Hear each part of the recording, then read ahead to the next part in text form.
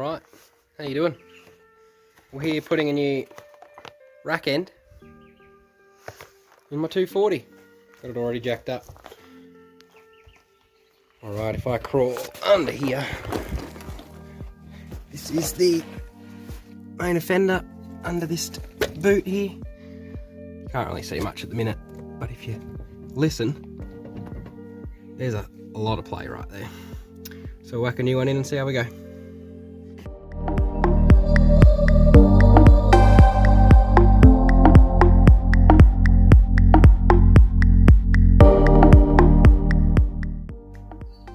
Next step, we'll take this off and then we should be able to get at the rack end.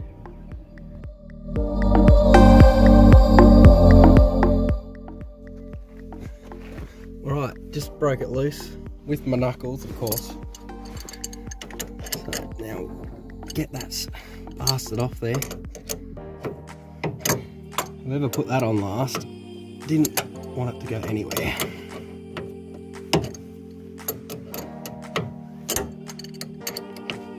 And yeah, probably not the right tools for the job, but we get by.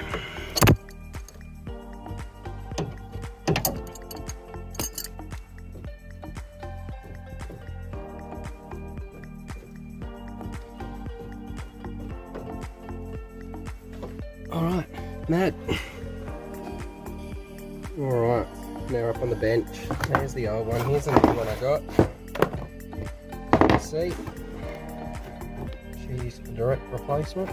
That one's had it. This one's nice and stiff. Now I did pick these up, but as you can see, there's a few different types. So that's no good to me. I've got two of them. They were like $5. This one was a little bit more expensive, but it is the right one, which is nice.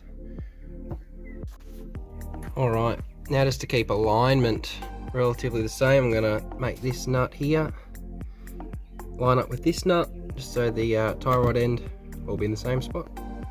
Alright, now we'll take the tie rod end off. It's relatively decent shape, and put it on the new rack end, and away we go.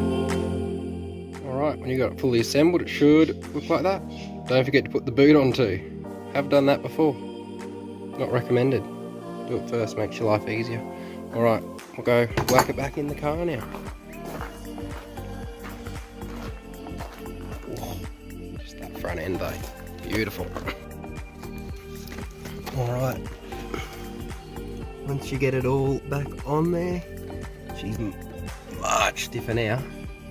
Okay, and wrangle the boot on, it's always an effort. Chuck a few zip ties on, and just do the reverse at the start. Right, one other thing I wanted to adjust, racing on Sunday, so I want to get as much camber out of the front end as I can. Negative, obviously. So strut tops here, if I loosen these two, should be able to slide it over a little bit more. Never adjusted it before. Always just left it to tyre shops to do it. So we'll see how we go. So if I take this plate off the top, you can see there's a little bit more room for adjustment there. So hopefully we can get a tiny bit of extra negative camber out of that. Alright, managed to get them right over, which I'm pretty stoked about. You can sort of see here, that's where it was. Not achieving much, but every little bit counts. I just did the other side actually, and it was there was more to adjust. It was further out this way. So yeah, every little bit counts. All right, got all that nip back up. Now if you're having trouble tightening this bolt, sometimes if it's a bit worn out in here, this will just spin and spin and spin. If you whack a jack underneath, put a bit of pressure on it, you should be able to tighten it up, no dramas. That's if you're using hand tools, of course. Impact, you just smash it on there.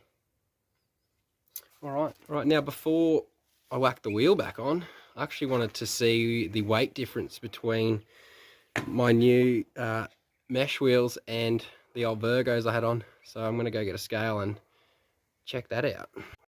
Alright, typical, scales are flat.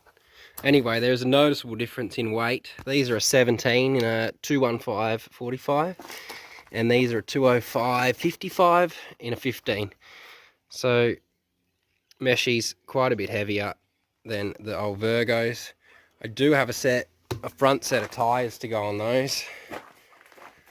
Oh, look at that nice pattern, the iconic Advan.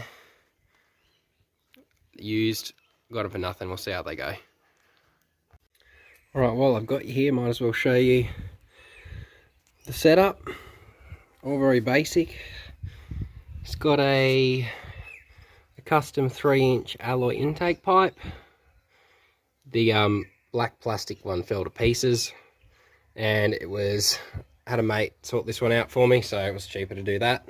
Swap in a few parts than it was to buy a new one. So that sounds actually a little bit better than the stock. It's just connected to the factory airbox, and I don't know if you can see in there, I'll just cut a hole in the front of it, get a bit more. Oh, where is it? There you go. Some cool air.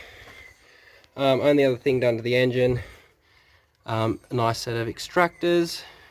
I'm a bit sad at the minute, but they do the job. Again, it was cheaper to buy the extractors than it was to fix the cast manifold that had cracked around the bolt that attaches to the downpipe. Apart from that, everything's standard. Runs pretty well for a K-Jet B23E. Yeah, can't fault it. Okay, we're back home after a wheel alignment. All went well. Car's driving great. Much more stable on the road now. No shakes or wobbles, which is pretty cool. Racing in a couple of days. I might chuck a little video together. We'll see how we go. Hopefully the rain stays away. I don't know if you can see. It's supposed to be raining all day on Sunday, but we'll see what the next few days bring. Alright, catches.